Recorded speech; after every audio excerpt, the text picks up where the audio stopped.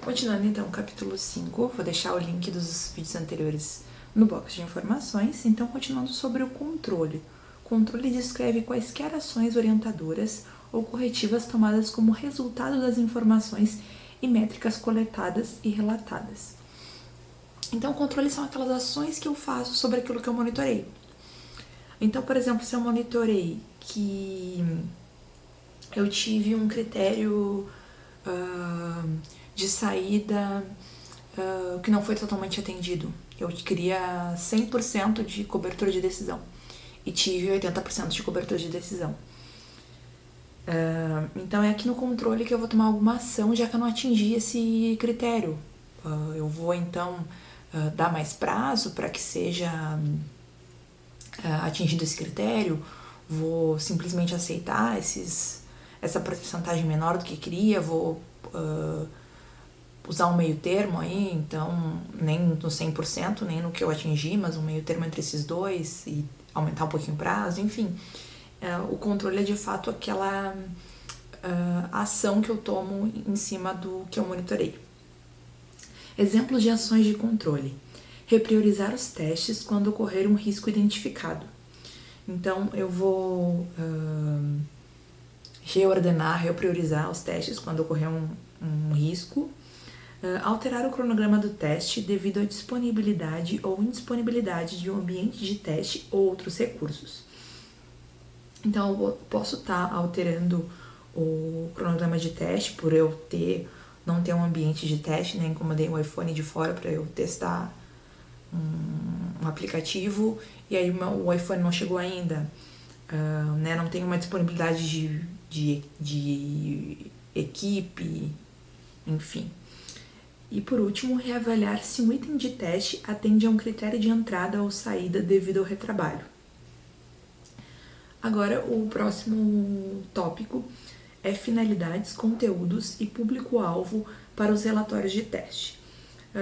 Na fase de monitoramento e controle, né, durante a atividade de monitoramento e controle, tem-se dois produtos. Um produto é o relatório de progresso de teste e outro é o relatório de resumo de teste. O relatório de progresso de teste, ele acontece enquanto ainda está rolando o processo de teste. Já o de resumo de teste, ele acontece quando é nos marcos de conclusão de projeto, né? Quando eu termino um nível de teste ou um tipo de teste, aí eu tenho um relatório de resumo. O conteúdo deles é bastante similar. O relatório de resumo ele vai ser baseado aí no último relatório de progresso. Então, o que o syllabus me diz? O objetivo do relatório de teste é resumir e comunicar informações de atividade de teste durante e no final de um nível ou tipo de teste. Então, durante é o relatório de progresso de teste e no final é o relatório de resumo de teste.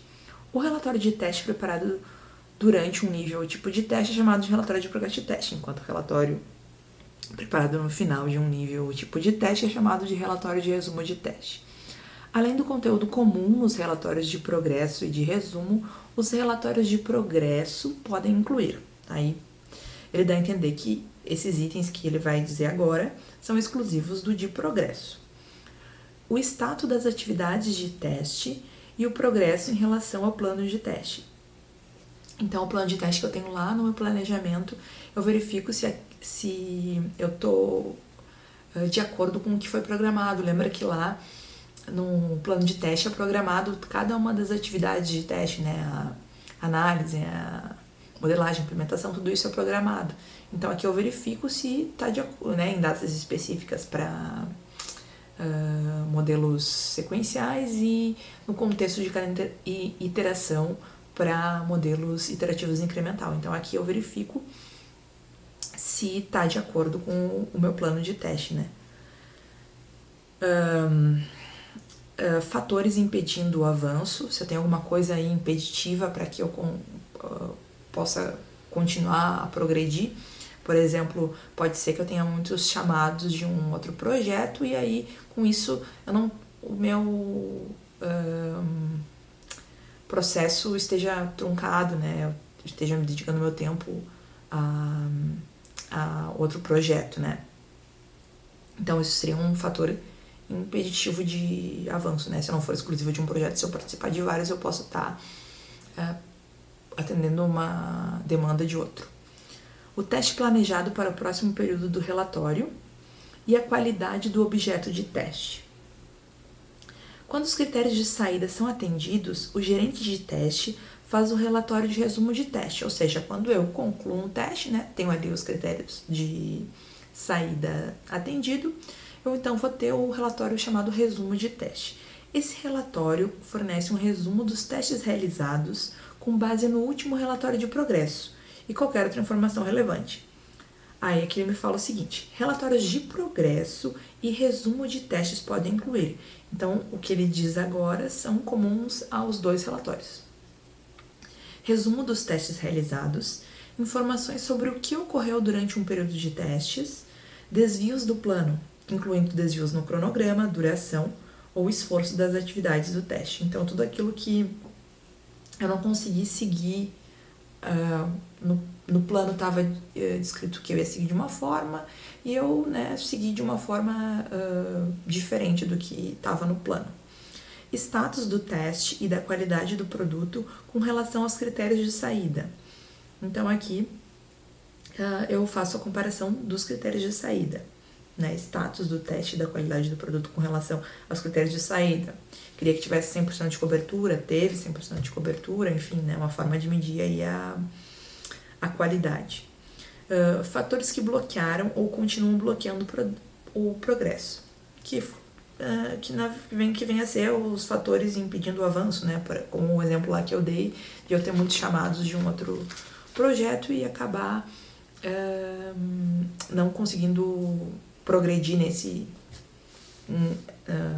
projeto, né? Já que eu estou me dedicando a outro. Métricas de defeitos, casos de teste, cobertura de teste, progresso da atividade e consumo de recursos. Então, aquelas métricas que foram definidas lá no plano de teste, elas são utilizadas aqui nos dois relatórios, né, de progresso e de resumo. Riscos residuais, ou seja, os riscos que ainda permaneceram após os testes. Produtos de teste reutilizáveis produzidos. Então, é o teste aí que eu posso reutilizar, por exemplo, no caso de teste, né, para teste de regressão, posso reutilizar até scripts também, né, automatizados.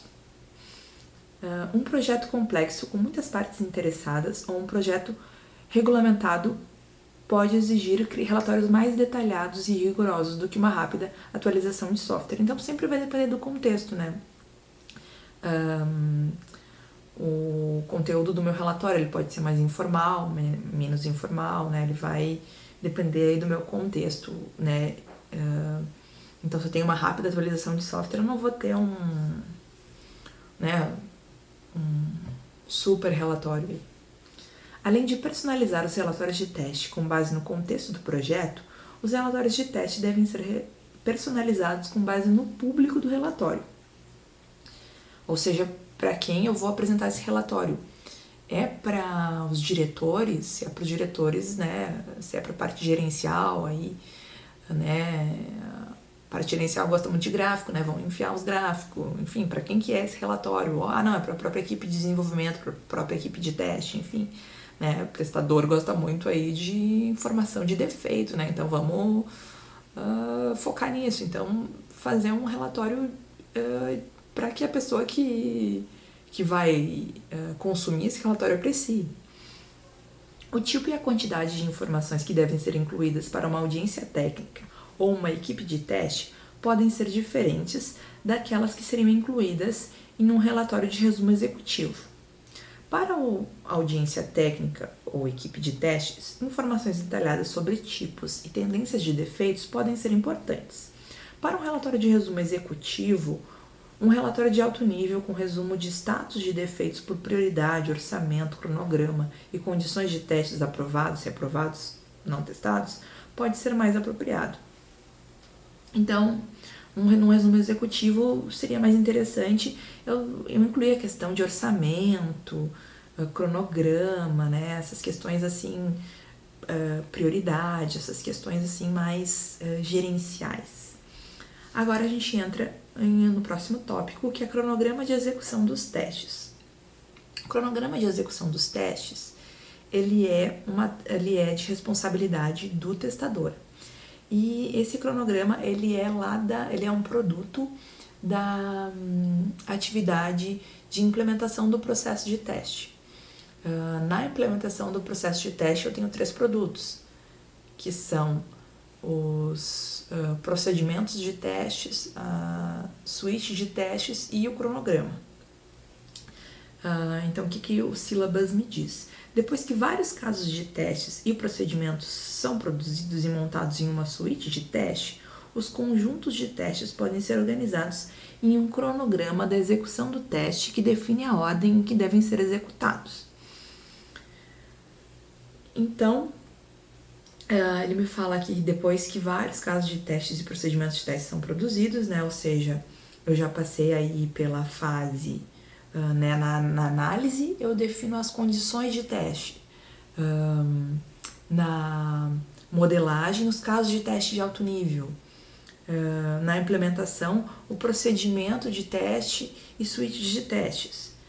E aqui na implementação também eu faço esse cronograma, né? Eu organizo como que eu vou executar. O cronograma deve levar em consideração fatores como priorização, dependências, testes de confirmação, testes de regressão e a sequência mais eficiente para se executar os casos de testes. Então, assim, até eu falei isso lá nos testes baseados em riscos, que quando eu uso essa abordagem, né, eu testo aquilo que é mais crítico primeiro, né, onde eu tenho um nível de risco alto, vou testar primeiro. Só que às vezes isso seria algo prioritário, né, testar coisas mais importantes primeiro. Só que às vezes eu tenho dependências entre os testes, então pode ser que eu tenha algo super prioritário para o meu negócio, mas antes eu tenha que testar uma parte menos prioritária, porque essa parte prioritária depende da menos prioritária. Por exemplo, se eu trabalho aí com um banco de dados zerados, para eu fazer um pedido, que num sistema de pedido seria a parte mais importante do sistema, eu tenho que ter um produto cadastrado. Então, embora o pedido seja a parte mais importante, antes de eu fazer um pedido, se meu banco de dados está zerado, eu tenho que cadastrar aí uma meia dúzia de produtos. Então, eu não posso levar em consideração só aquilo que é prioritário na ordem de execução dos testes. Eu tenho que também verificar a questão das dependências. Então, é prioritário. Primeiro, é prioritário? Sim. Tem dependências? Não. Bota como primeiro para executar primeiro. Então, sempre é uma verificação que tem que fazer. É prioritário? É. Tem dependências? Bom, então puxa a dependência para antes e depois tu executa o que é prioritário. Os testes de regressão e de confirmação, eles também são considerados prioritários. O Syllabus me diz o seguinte: os testes de confirmação e de regressão devem ser priorizados com base na importância de feedback rápido sobre as mudanças, sem esquecer das dependências.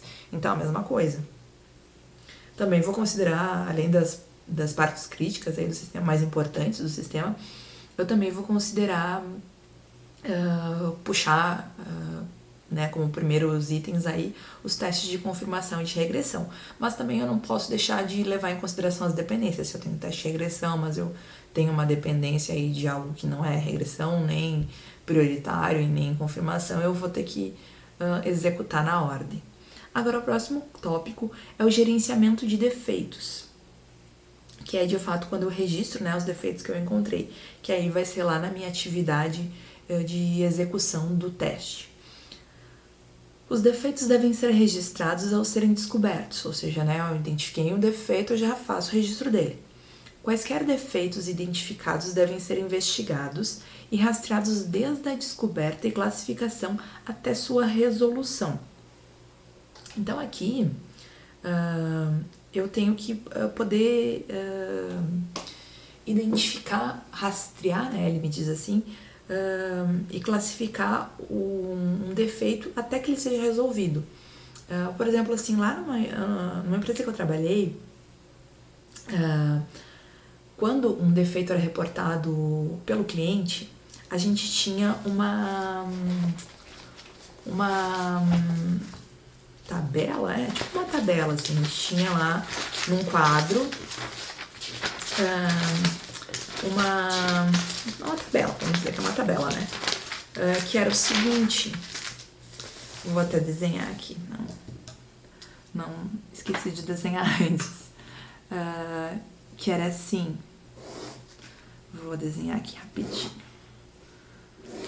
que era quando a gerência dos defeitos ela era diferente. Quando eu reportava, né, eu enquanto testadora / analista de testes, enquanto eu reportava, a gerência era diferente de quando o cliente reportava. Quando o cliente reportava, eu tinha não que eu não tivesse também quando eu reportava, mas enfim, acho que fica mais claro de mostrar o que seria esse rastreamento e classificação da forma como era quando o cliente reportava. Então, o cliente, ele abria um chamado, né, dizendo lá, estou com erro tal. E aí eu atendi esse cliente, né, éramos a lista de teste, éramos suporte, éramos de tudo um pouco.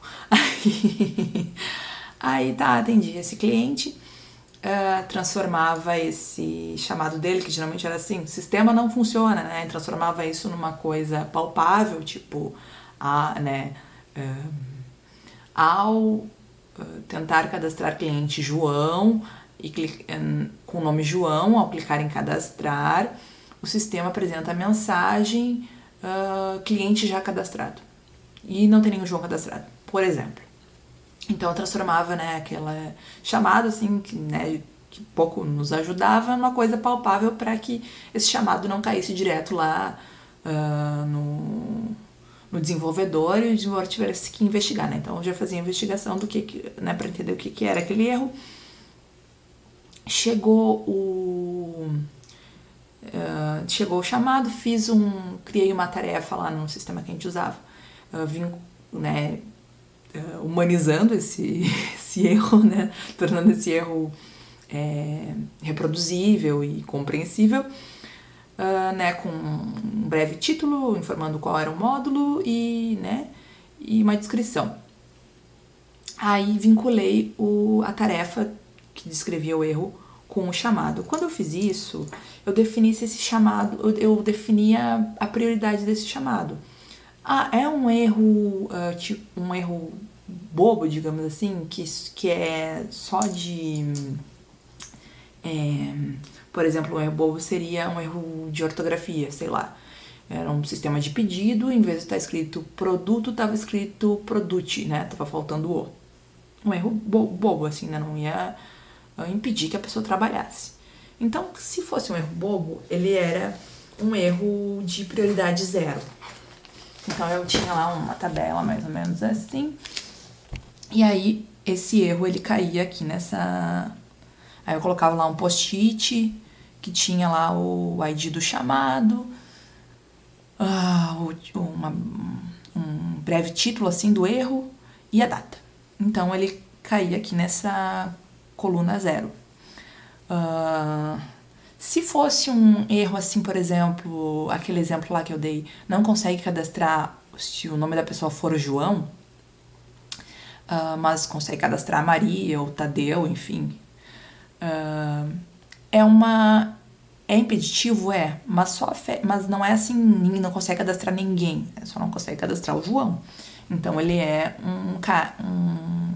uma prioridade 2, assim, não é tão besta quanto o produto ao invés do produto, mas afeta aí uma pequena quantidade de usuários. Então eu colocava que ele era 2. E se fosse assim, não consigo cadastrar cliente nenhum, era 6.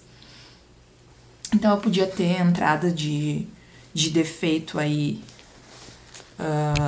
0, 2 ou 6. E aí, se ele é 0, aqui que eu botei o post-it, hoje ele é 0. Aí amanhã esse post-it vai andar para cá. Aí, depois de amanhã vai andar pra cá. E assim o post-it ele caminhava. Então, um cara que era 0, depois de 1, 2, 3, 4, 5 dias, ele virava prioritário. Então, assim, a gente classificava os chamados. Aqui, e todo mundo que estava prioritário tinha que resolver antes de chegar no prioritário. Se estava no prioritário, tinha que resolver. Então, se esse cara se chegou um chamado e ele estava em andamento, né? Tinha um desenvolvedor atendendo aquele cara, o post-it vinha aqui para uma coluna chamada em andamento. E no momento que estava pronto para ser testado, vinha aqui para a coluna OK. Então, assim, a gente tinha uma noção todo mundo tinha uma noção, né? Isso ficava num quadro, então qualquer pessoa da equipe, né, de qualquer nível hierárquico, tinha noção de como estavam os defeitos reportados pelo cliente. Então, assim, quando ele me diz, né, que os defeitos devem ser investigados, rastreados desde a descoberta e classificação até a sua resolução, eu imagino que seja algo parecido com isso. Acho que é isso que ele quer me dizer, né? Assim que eu consegui relacionar com a vida real. Aí ele me diz o seguinte: típicos relatórios de defeitos têm os seguintes objetivos: fornecer aos desenvolvedores e a outros informações sobre qualquer evento adverso ocorrido, para que possam identificar efeitos específicos, isolar o problema com um teste mínimo de reprodução e corrigir o defeito. Então, um relatório de defeitos, né, ele tem que dar informações sobre qualquer evento adverso, né, qualquer falha encontrada, para que seja, só que tem que ser de uma forma que seja possível isolar o problema com o mínimo de reprodução, ou seja, né, o desenvolvedor não pode ficar perdendo tempo para reproduzir aquele defeito. Se isso vier do cliente, é a responsabilidade do suporte de deixar isso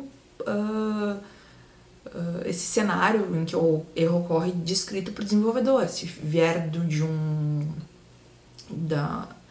um teste, né, é responsabilidade do testador aí colocar descrever o cenário em que acontece, deixar a descrição desse defeito bem clara, né?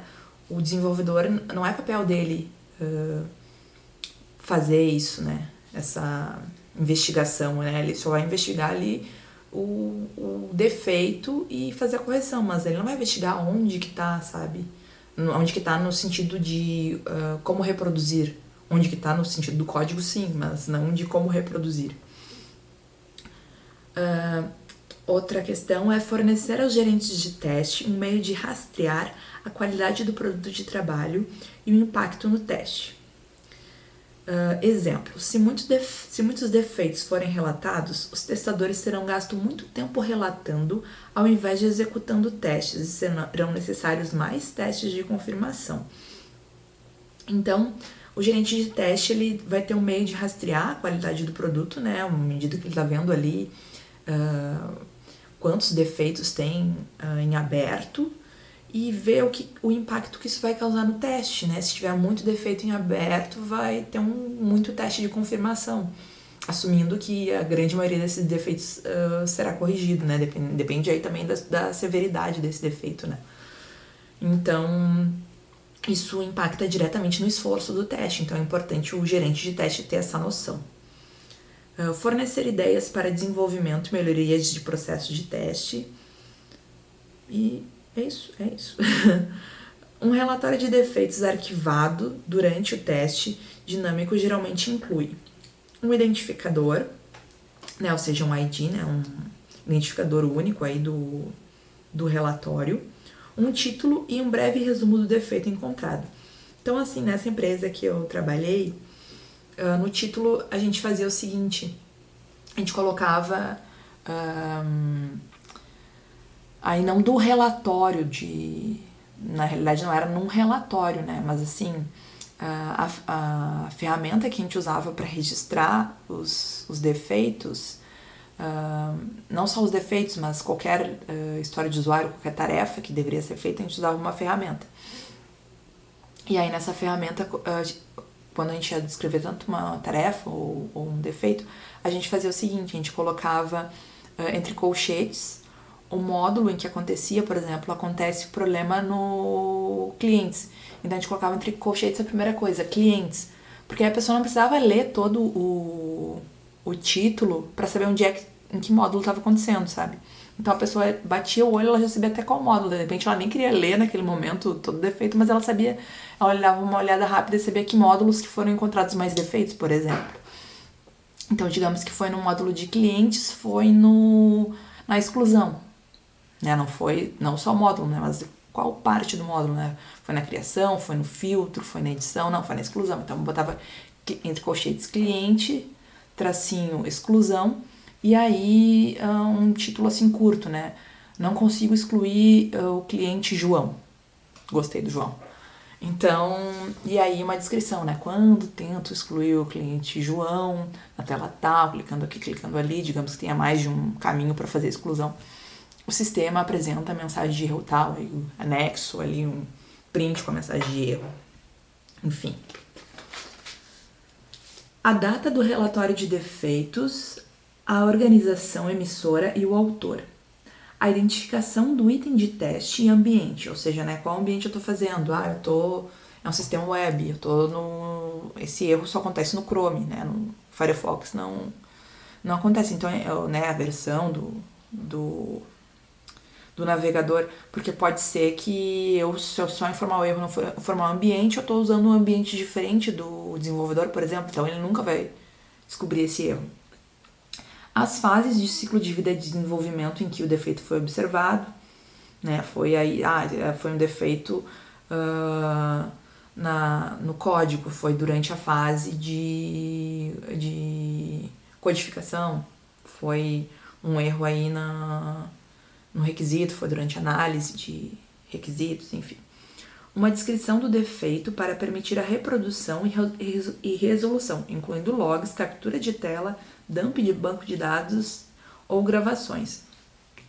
Então aí uma descrição do defeito, né, um passo a passo de como que aquele defeito, como que o desenvolvedor deve proceder para que aquele defeito ocorra, né? E aí, se for necessário, incluir log, captura de tela, dump do banco, uma gravação ali do processo, né? Às vezes uma gravação é mais simples, né, do que tu só digitar ali onde a pessoa clica. Às vezes uma gravação ajuda, acho que principalmente em caso de mobile, assim, uma gravação facilita bastante.